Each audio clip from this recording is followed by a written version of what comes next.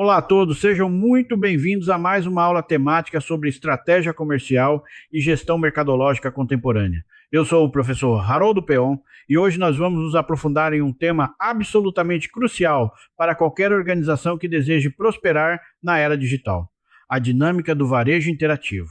A construção de experiências memoráveis para os clientes no mercado virtual e a integração estratégica proporcionada pelo marketing multicanal. Vivemos em um ecossistema de negócios onde as fronteiras entre os mundos físico e digital deixaram de ser barreiras rígidas para se tornarem pontes contínuas de contato com o público. Compreender como essas forças operam, como os consumidores tomam decisões diante das telas e como os diferentes canais de distribuição podem se potencializar mutuamente é um requisito indispensável para executivos, gestores e estudantes que buscam tomar decisões sustentáveis e lucrativas.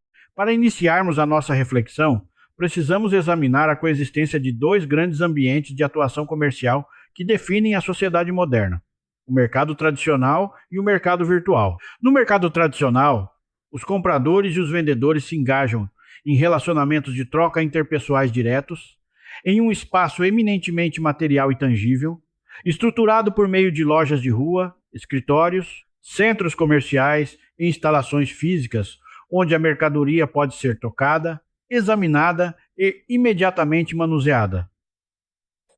Trata-se do modelo histórico sobre o qual quase toda a teoria de distribuição foi construída ao longo dos séculos.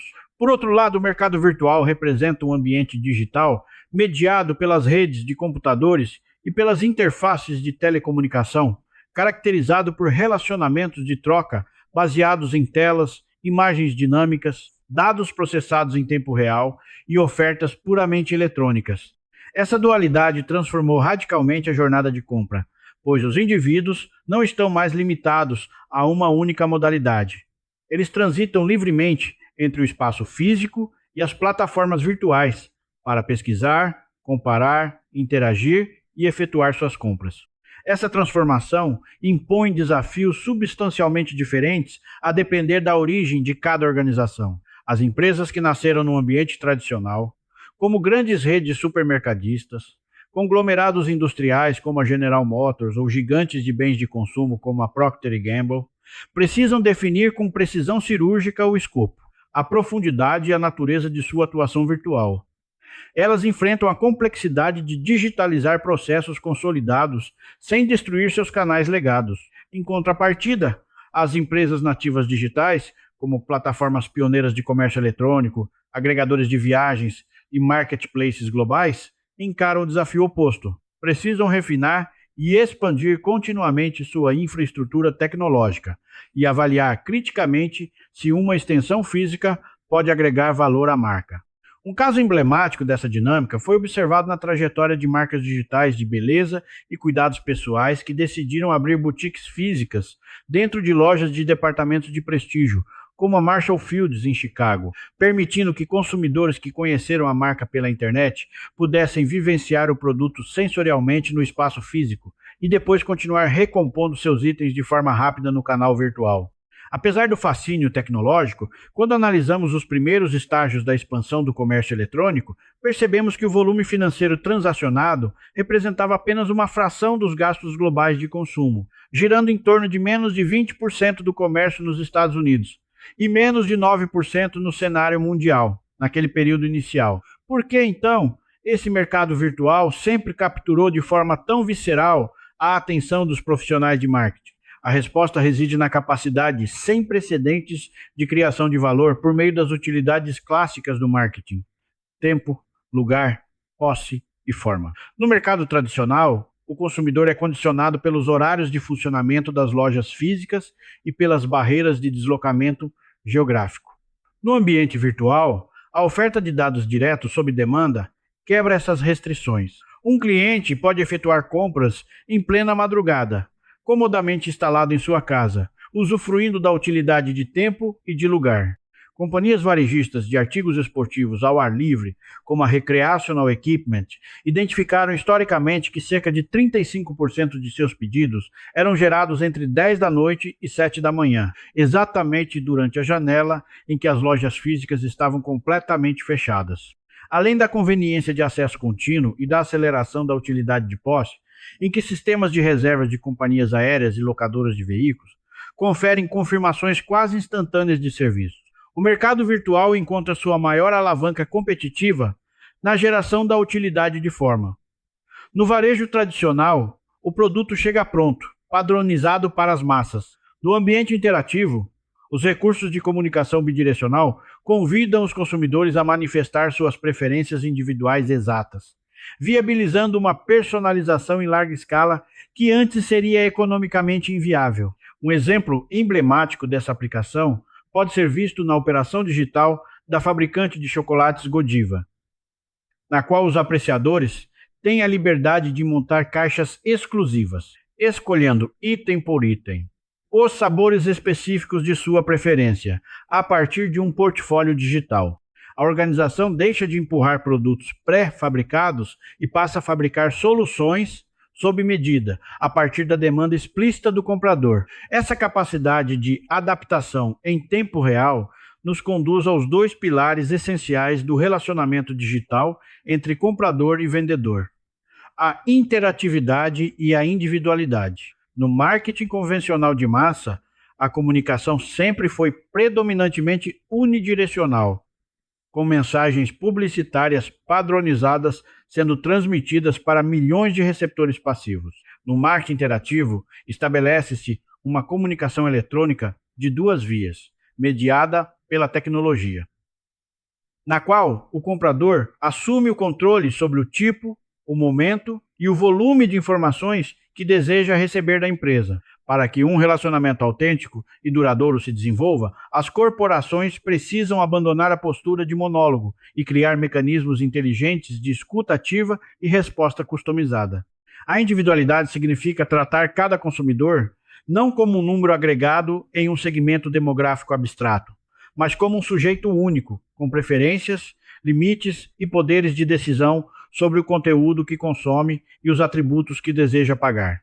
A operacionalização da interatividade e da individualidade apoia-se em dois instrumentos tecnológicos fundamentais: os quadros de escolhas e a filtragem colaborativa. O quadro de escolhas é um sistema digital que empodera o consumidor a desenhar suas próprias soluções por meio de seleções sequenciais em menus de atributos, escolhendo desde componentes funcionais até padrões de preço e prazos de entrega. O usuário pode montar seu próprio computador pessoal escolhendo memória e processador, desenhar seu próprio tênis esportivo customizando solados e paletas de cores, ou planejar um programa de investimentos adaptado estritamente aos seus objetivos patrimoniais. A fabricante esportiva Nike revolucionou essa abordagem com seu sistema de personalização sob medida, permitindo que atletas e entusiastas escolham detalhadamente, desde o amortecimento até a cor exata do logotipo em seus calçados esportivos.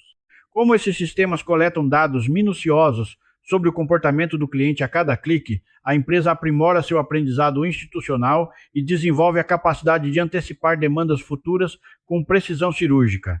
Enquanto os quadros de escolhas processam a configuração direta, os algoritmos de filtragem colaborativa utilizam a inteligência de dados para identificar padrões coletivos ocultos e prever comportamentos de compra futuros.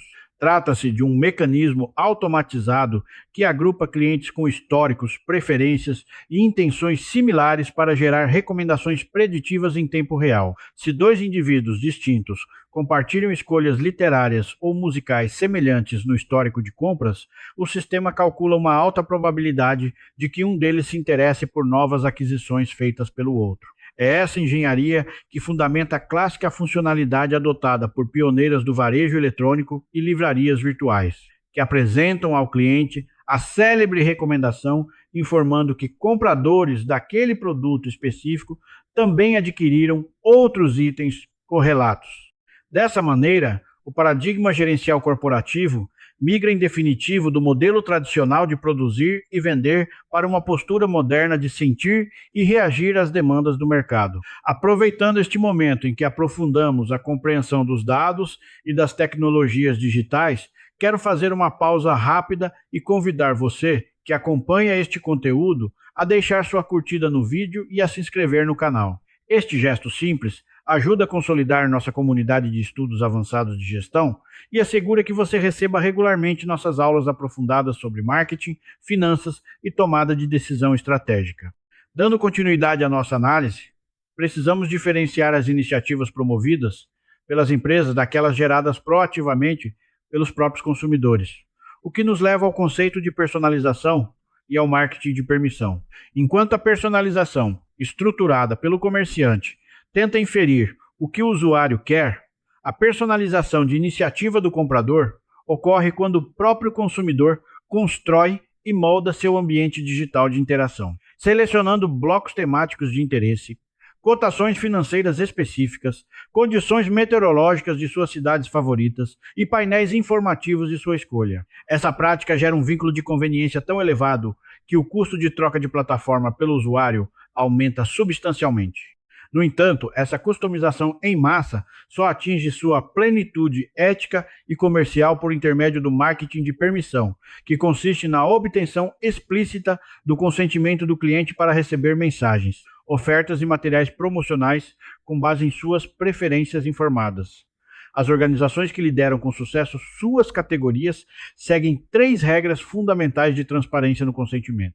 Em primeiro lugar, garantem que o cliente registrado receba exclusivamente dados que sejam relevantes, úteis e significativos para o seu contexto. Em segundo lugar, oferecem mecanismos fáceis e acessíveis para que o usuário possa cancelar seu cadastro ou ajustar a frequência e o tipo de contato a qualquer instante. Em terceiro lugar, asseguram categoricamente que suas informações privadas e perfis de consumo não serão compartilhados ou vendidos a terceiros sem autorização prévia, uma salvaguarda indispensável quando se constata que cerca de 70% dos internautas demonstram profunda preocupação com a segurança e a privacidade de sua vida digital. Compreendido o papel da interatividade e da personalização, torna-se evidente que a simples presença de um canal digital não assegura o sucesso comercial. O verdadeiro diferencial competitivo no mercado virtual reside na qualidade integral da experiência do cliente. Sob a ótica do marketing interativo, a experiência do consumidor é o somatório total de todas as interações e percepções vivenciadas pelo indivíduo ao navegar pelas plataformas digitais de uma empresa, abrangendo desde o primeiro impacto visual na página de abertura até a conclusão do processo de decisão e suporte pós-compra. Essa experiência não acontece por acaso, ela é intencionalmente projetada e orquestrada por meio de 7 elementos fundamentais de arquitetura digital: contexto, conteúdo, comunidade, comunicação, personalização, conexão e comércio. O primeiro elemento, o contexto, diz respeito ao apelo estético global, a disposição visual e a ergonomia de navegação oferecida pelo layout da página. Existem sites cujo design é estritamente funcional, priorizando a velocidade, a clareza de dados técnicos, cronogramas operacionais e estruturas de preços, como ocorre em agregadores de passagens aéreas e plataformas de serviços corporativos. Por outro lado, sites de moda, cosméticos e bens de luxo estruturam contextos visuais altamente emocionais e estéticos, priorizando o encantamento sensorial. O contexto bem estruturado comunica instantaneamente a essência da proposta de valor da marca ao visitante. O segundo elemento é o conteúdo, que engloba a totalidade das informações digitais apresentadas na interface, incluindo a qualidade textual, fotografias de produtos em alta resolução, arquivos de áudio descritivos, vídeos demonstrativos e recursos gráficos interativos. Quando o contexto estético se combina a um conteúdo denso, informativo e tecnicamente impecável, o usuário permanece mais tempo na plataforma, reduzindo o índice de abandono e construindo a base de confiança necessária para a transação. O terceiro elemento, a comunidade, representa as ferramentas e espaços digitais que viabilizam o diálogo, a troca de informações e o sentimento de pertencimento entre os próprios usuários e consumidores da marca. A criação de comunidades virtuais patrocinadas pelas empresas fortalece o engajamento afetivo e transforma clientes em defensores públicos do produto. Isso fica nítido tanto em fóruns de suporte dedicados a famílias e cuidados infantis mantidos por fabricantes de fraldas, quanto em clubes apaixonados de motociclistas estabelecidos por montadoras icônicas como a Harley Davidson.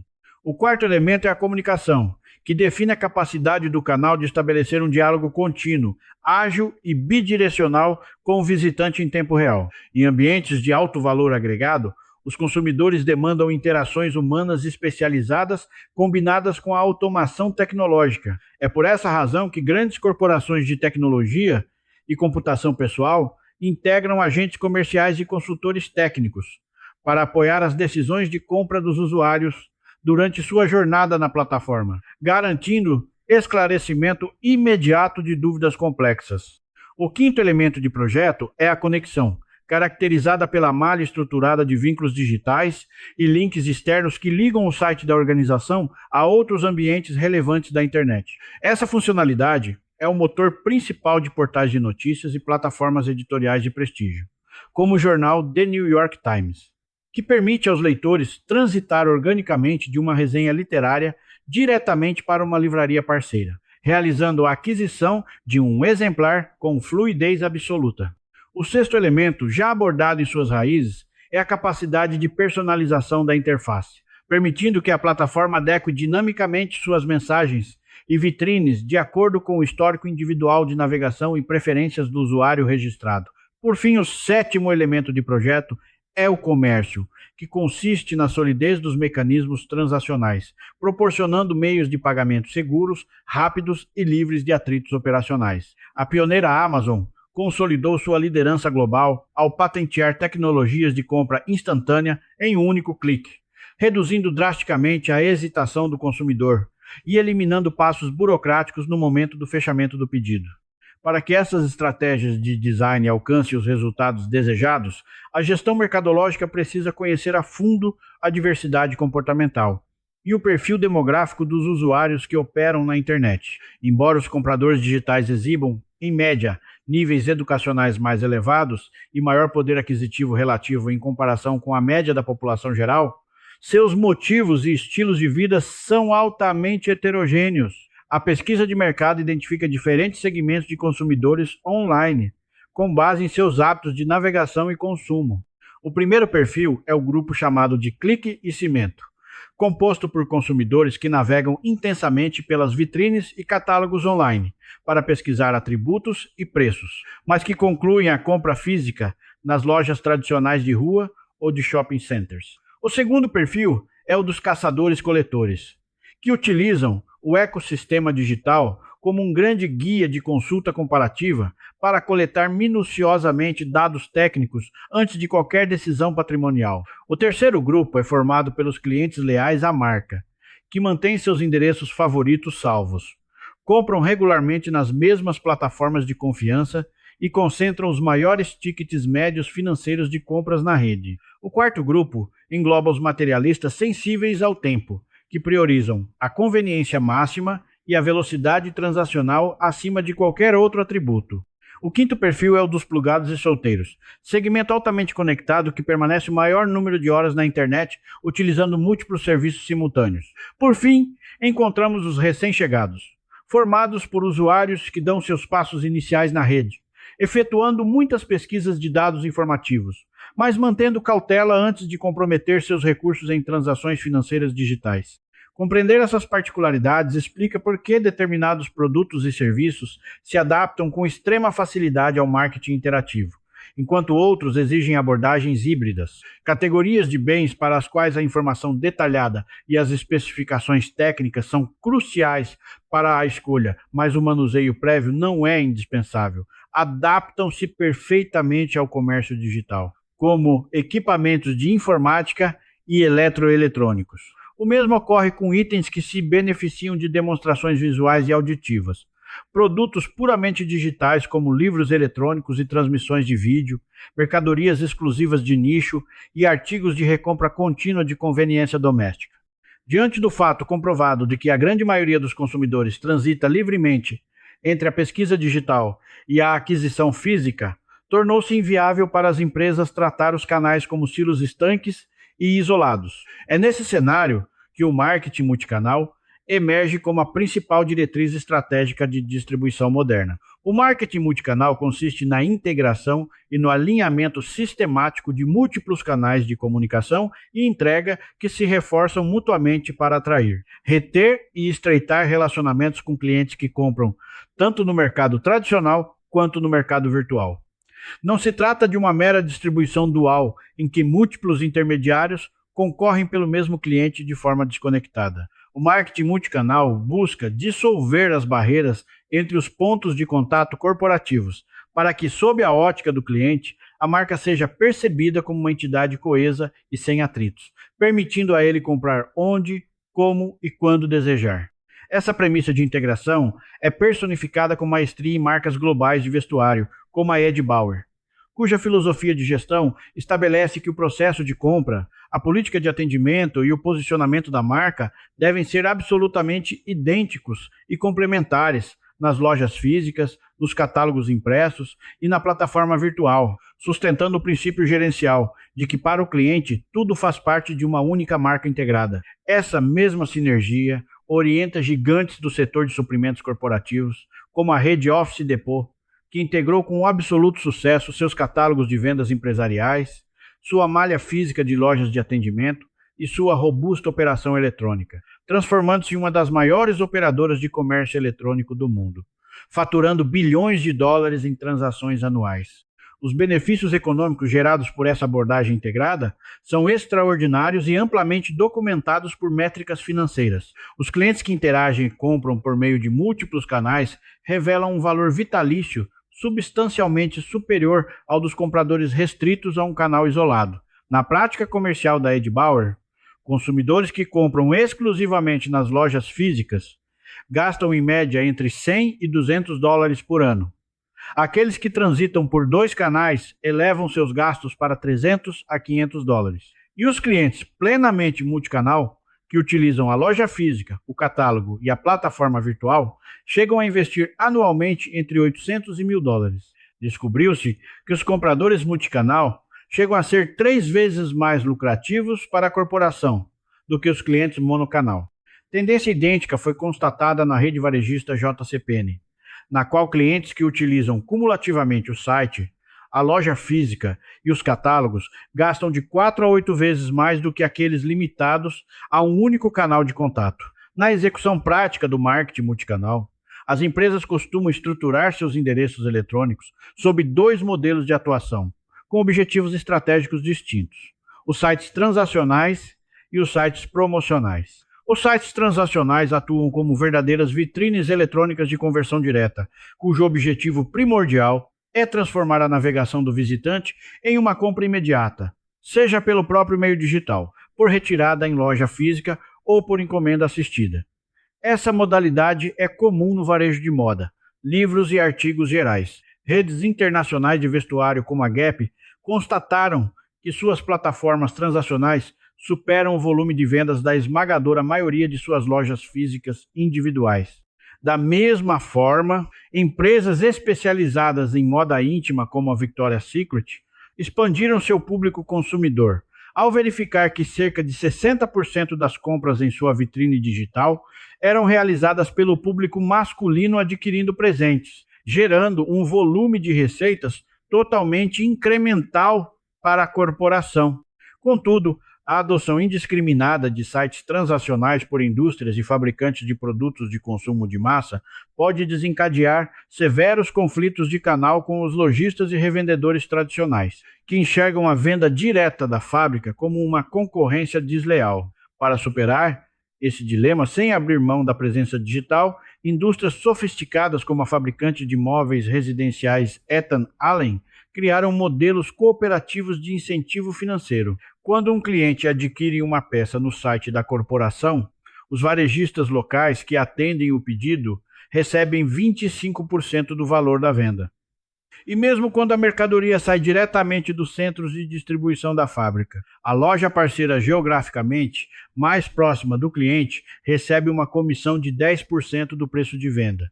Isso preserva o relacionamento com o canal físico e fortalece o ecossistema integrado da marca.